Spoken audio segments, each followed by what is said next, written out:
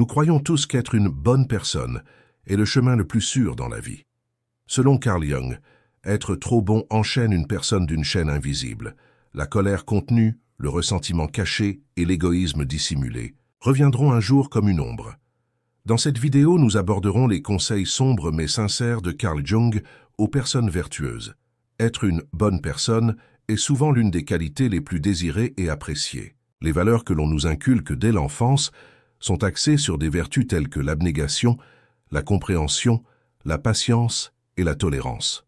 Les personnes les plus plébiscitées par la société sont souvent celles qui donnent la priorité aux autres, mettent leurs propres intérêts de côté et se préoccupent toujours du bien-être d'autrui.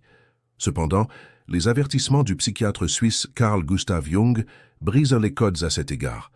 Carl Jung souligne qu'être une bonne personne ne rime pas toujours avec un état d'esprit sain et peut parfois même devenir l'un des fardeaux les plus sombres de l'âme.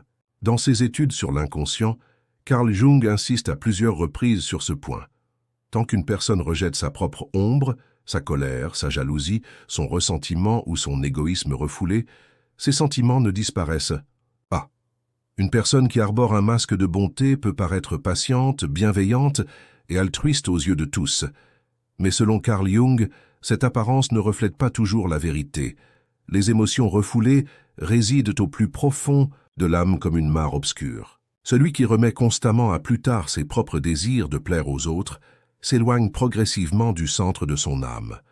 Selon Carl Jung, celui qui abandonne son identité aux attentes des autres commence à perdre son âme. Ici, la bonté cesse d'être une vertu pour devenir une sorte de chaîne. Cette personne, qui semble ne jamais blesser personne, commet en réalité la plus grande trahison envers elle-même. Carl Jung soutient qu'il y a à la fois de la lumière et des ténèbres en chaque être. Lorsqu'une personne n'accepte que ses qualités et nie son côté obscur, elle perd son intégrité spirituelle. Car la vie n'est pas seulement une question d'amour, de patience et de compréhension. Une personne porte aussi en elle sa colère, sa jalousie et son égoïsme. Ignorer ces sentiments au nom de la gentillesse ne les élimine pas. Cela les refoule simplement dans l'inconscient. Cela crée un conflit intérieur. Avec le temps, ce conflit peut se manifester par une fatigue physique, un épuisement émotionnel ou une agitation inexplicable. C'est l'un des avertissements les plus marquants de Carl Jung concernant le concept de bonne personne. Celui qui donne toujours, qui garde le silence et qui pense toujours aux autres, finit par épuiser son être. À ce stade, la question suivante devient cruciale. Pourquoi certaines personnes se sentent-elles obligées de se sacrifier constamment ? Selon l'analyse de Carl Jung, il y a deux raisons fondamentales à cela. La première est l'idéal de bonté, inculqué dès l'enfance. De nombreux enfants apprennent de leur famille ou de la société qu'ils ne méritent d'être aimés que s'ils sont bons. Ce conditionnement perdure à l'âge adulte. On cherche constamment à plaire aux autres pour être accepté. La seconde est la peur du rejet, qui sommeille en nous dans l'inconscient. On croit souvent que dire non ou fixer ses propres limites mène au manque d'amour, à l'exclusion ou à la solitude. Pour être vraiment bon, il faut d'abord être honnête avec soi-même et accepter ses propres besoins, sentiments et limites. Selon la théorie de Jung, une personne qui ne se connaît pas ne peut être vraiment utile aux autres, car celui qui se nie et ignore son ombre deviendra un jour esclave de cette ombre. La véritable bonté naît lorsqu'une personne reconnaît à la fois sa lumière et ses ténèbres.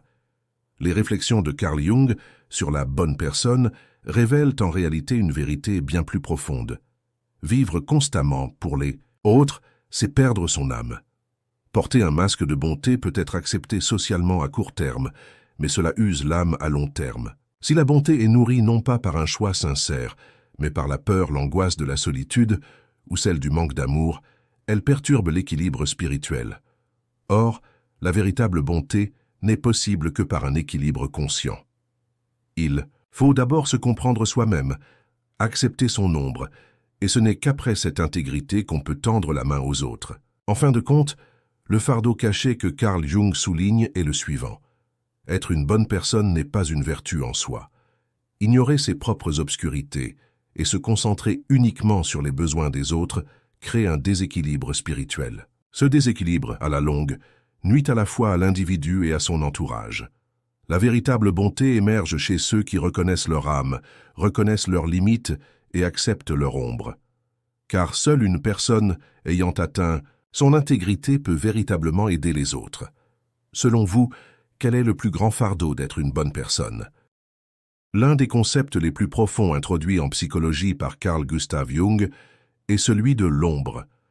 Il s'agit de l'accumulation de toutes les émotions et pulsions qu'une personne cache, réprime, refuse de voir ou dissimule parce qu'elles ne sont pas acceptées par la société. Cette ombre comprend la colère, la jalousie, l'avidité et l'égoïsme. Les aspects de la vie que l'on redoute le plus d'affronter y sont discrètement dissimulés. Selon Jung, nul ne peut véritablement atteindre sa pleine personnalité sans reconnaître sa propre ombre, car l'ignorer la renforce. Chaque émotion refoulée gagne en énergie dans l'inconscient et surgit aux moments les plus inattendus, bouleversant l'individu. Au quotidien, la plupart des gens se définissent comme bons ou mauvais. Cependant, Carl Jung souligne les dangers de cette perspective. La nature humaine n'est ni entièrement bonne, ni entièrement mauvaise. La psyché humaine est un tout où coexistent lumière et obscurité, amour et colère, compassion et jalousie. Carl Jung soutient que ceux qui nient leur propre ombre évitent en réalité la conscience de soi. Cette fuite mène à la division de l'âme et à la perte de son intégrité. Ceux qui rejettent leur propre ombre en deviendront un jour esclaves. C'est pourquoi Jung suggère avec audace d'affronter son côté le plus sombre. La véritable bonté commence par la reconnaissance de son propre mal. Accepter son ombre est souvent un voyage effrayant, car on n'aime pas affronter les aspects de soi qu'on refuse de voir. Qui voudrait admettre qu'on porte en soi de la colère, de la jalousie, des paroles blessantes ou des désirs égoïstes? Pourtant, Carl Jung soutient qu'éviter cette confrontation est le plus grand danger. Chaque émotion refoulée dans le subconscient finira par refaire surface, peut-être par de soudaines explosions de colère, peut-être par une agitation incessante. Si l'on ne reconnaît pas son ombre, on ne peut la contrôler. Affronter son ombre ne consiste pas à s'abandonner à ses sentiments, mais à trouver l'équilibre en les reconnaissant et en les contrôlant, et non en les niant. Ce conseil de Carl Jung exige une profonde honnêteté. Accepter son ombre, c'est aussi reconnaître ses propres faiblesses. Celui qui ne veut se voir qu'à travers ses qualités reste dans l'erreur, car il nie ses défauts. En revanche, celui qui accepte son ombre reconnaît sa propre colère, sa jalousie, son égoïsme et voit que toutes ces émotions font partie de sa vie. Lorsqu'une personne rejette sa propre ombre, elle la projette inconsciemment sur les autres. Ce mécanisme, appelé à projection en psychologie, joue un rôle central dans les théories de Jung. Une personne commence à voir chez les autres les émotions qu'elle ne veut pas voir en elle-même. Une personne qui refuse d'admettre sa propre colère trouve constamment les autres en colère. Une personne qui réprime sa propre jalousie amplifie celle des autres. Ainsi, tout en évitant son ombre, elle la rejette sur les autres.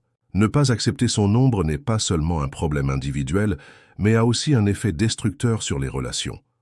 Le conseil de Carl Jung est clair ici. Au lieu de nier son ombre, il faut la regarder consciemment et faire la paix avec elle. Reconnaître son ombre ne rend pas quelqu'un mauvais. Au contraire, cela nous rend plus entiers. Car celui qui affronte son ombre n'est plus esclave de ses pulsions. Celui qui reconnaît les émotions sombres qu'il porte en lui peut les canaliser plus consciemment. Cela implique de pouvoir exprimer sa colère de manière saine, de reconnaître la jalousie sans être destructrice et d'utiliser l'égoïsme pour protéger ses limites. Accepter son ombre, c'est, en d'autres termes, accepter ses côtés les plus sombres et les transformer. Bien sûr, ce processus n'est pas facile. Carl Jung disait qu'affronter son ombre peut bouleverser une personne jusqu'au plus profond d'elle-même. En effet, rencontrer l'ombre peut briser toutes les illusions sur soi. Cependant, cette confrontation est aussi le début de la plus grande transformation.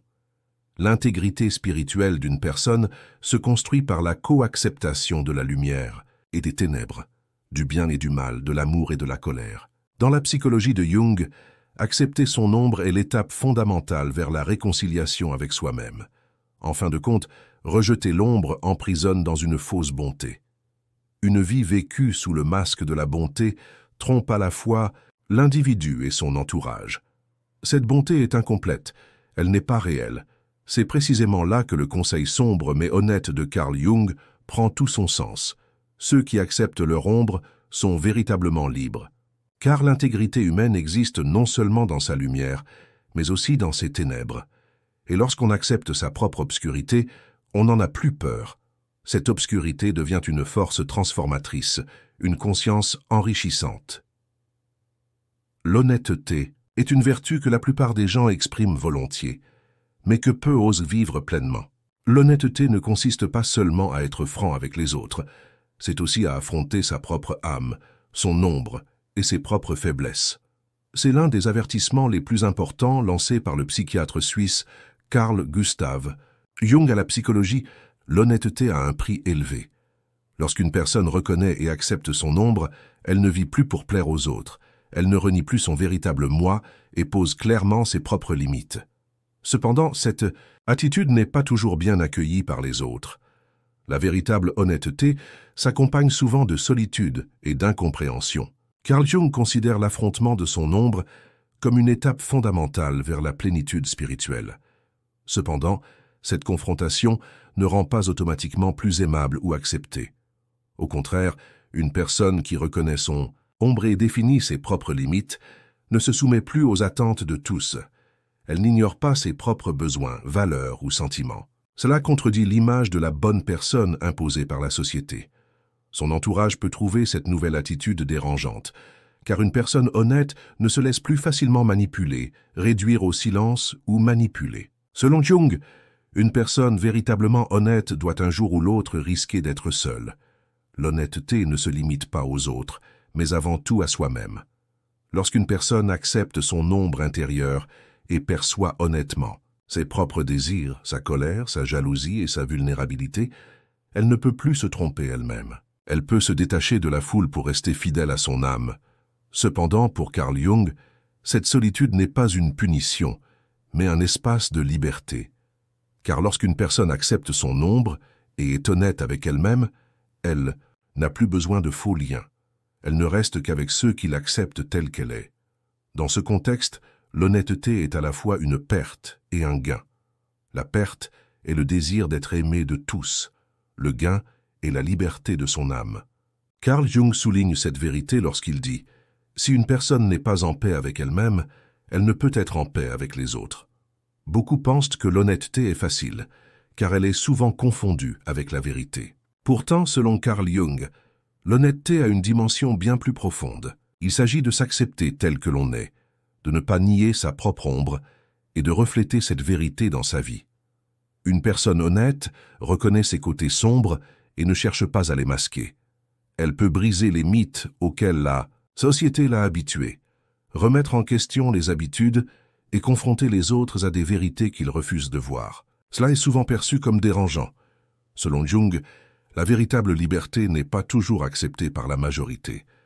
Par conséquent, une personne honnête trouve la paix non pas parmi la foule, mais dans sa propre intégrité intérieure. Carl Jung teste l'honnêteté d'une personne non seulement dans ses relations avec les autres, mais aussi dans son propre parcours de vie. Car une personne honnête ne poursuit pas d'objectifs artificiels dans la vie. Elle ne gâche pas sa vie à courir après l'image qu'elle se donne dans le regard des autres. Ils choisissent un chemin en accord avec leurs propres valeurs et vivent leur propre vérité. Ce chemin peut paraître plus difficile, épineux et solitaire vu de l'extérieur. Pourtant, selon Jung, c'est le seul qui rend l'âme entière.